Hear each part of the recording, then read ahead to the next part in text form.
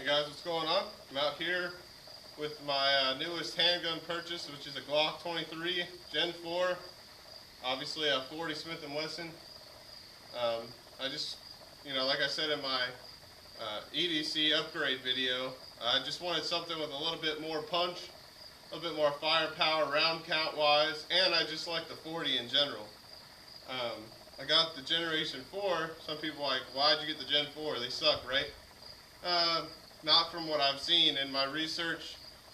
Maybe they sucked early on, or maybe they just got, I don't know, a bad name for one or two mishaps here or there. I don't know. Whatever the case, I think they fixed the problem. Also, I got the Gen 4 because the whole purpose, from what I understand, for the upgraded double captor recoil spring was the fact that the 40 calibers were jamming when you put a weapon light on them. So since I have a weapon light on here, I wanted to get the Gen 4 model. If you're not familiar with the upgrade I'm talking about, the part that they changed was this recoil spring, and it's been the center of a lot of controversy. I think because they went ahead and put it in all the Glocks, including the Glock 17. I guess they had a couple problems early on, swapped the springs out, whatever the case may be, and they're running fine now from my research and my shooting of this gun. Even if I have a video out with a Lone Wolf conversion barrel that shoots 9mm, and I run this factory spring.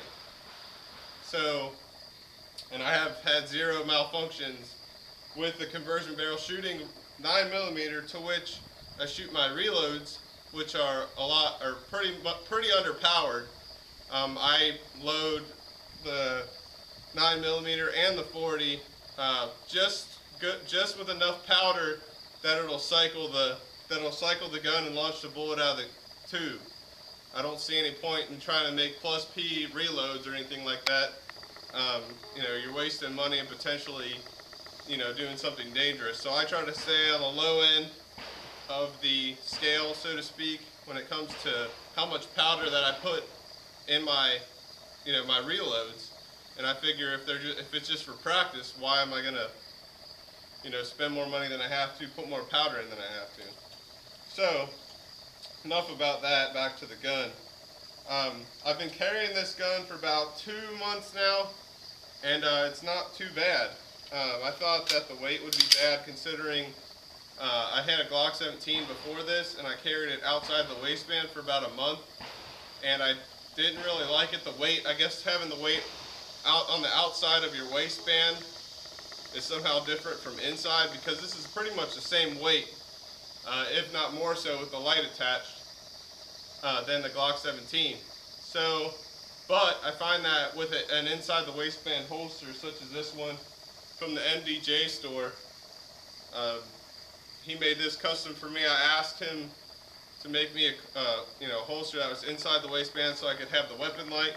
He said no problem. $40, free shipping for this holster, and it was made in about less than a week. To my house in less than a week from the time that I ordered it, and he had to custom make this. So I also have a video about that out there.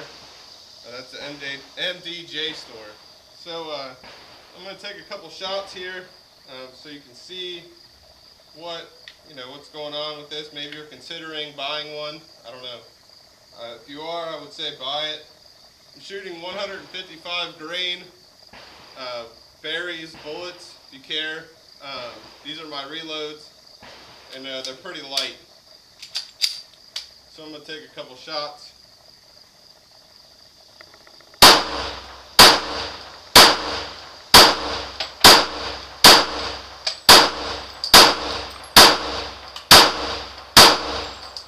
As you can see, and I'm running a full-size magazine, the Glock, I can't remember what model it is now, but it's the full-size mag for the Glock 40 in the Glock 23, and it works fine as well. I like to carry the full-size mag for a backup, and then I carry the flush mag you know, initially. So, like I said, good gun, works. Gen 4, if you're on the fence, buy it. The couple things that I like about the Gen 4 are the bigger magazine release. You can find it a lot easier. A lot of people are putting the extended magazine releases on the Gen 3s, and they remedy this with a bigger spring. So I do like that bigger magazine release. And this is switchable. You can put it on the left side if you're a left-handed shooter. I put the grip force adapter on my Glocks because they bite my hand, the slide does. And I like to get rid of that palm swell. I don't like the huge palm swell, I like a flat mainspring housing area. I like the texture on this, although it does grab the skin just a little bit.